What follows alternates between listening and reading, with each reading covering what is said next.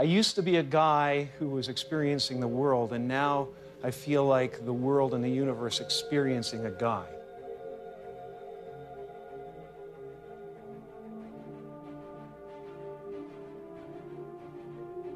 When the curtain goes down at the end of the drama, the hero and the villain step out hand in hand, and the audience applaud both.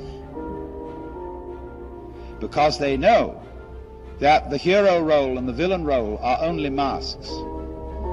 As an actor, you play characters, and then if you go deep enough into those characters, you realize that your own character is pretty thin to begin with, you know? And then you suddenly have this separation and go, well, who's Jim Carrey? Oh, he doesn't exist, actually. And at a certain point, I realized, hey, wait a second, you know, if it's so easy to lose Jim Carrey, who the hell is Jim Carrey?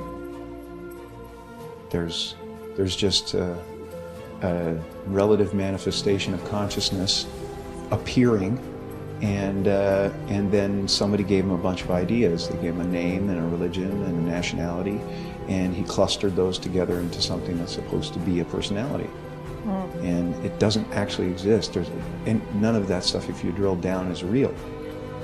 And so you see behind the stage, too, there is the green room, where after the play is over and before it begins, the masks are taken off. Dressing happens, doing hair happens, interviewing happens, and it happens without me, without the idea of a me. You know, it's really, you know, the fact that we are already enlightened, we're already complete, and it's just realizing that you're complete.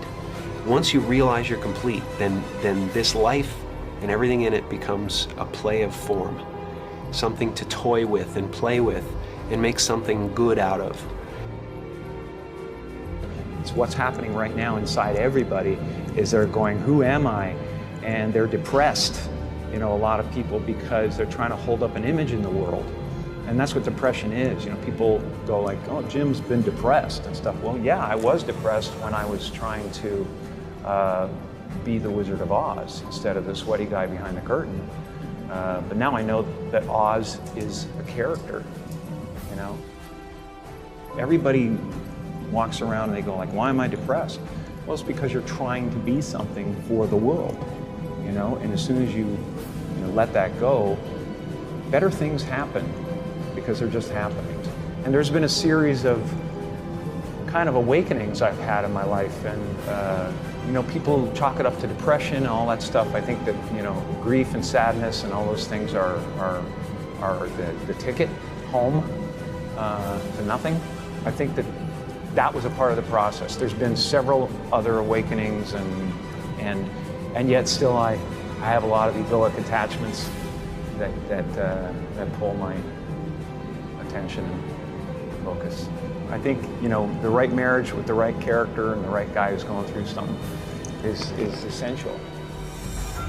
And so that behind the scene, that is to say, in reality, under the surface, you are all the actor,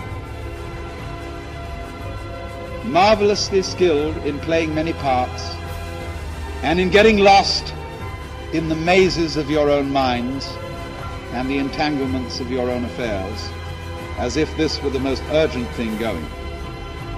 But behind the scenes, in the green room, you always have a very tiny sneaking suspicion that you might not be the you that you think you are.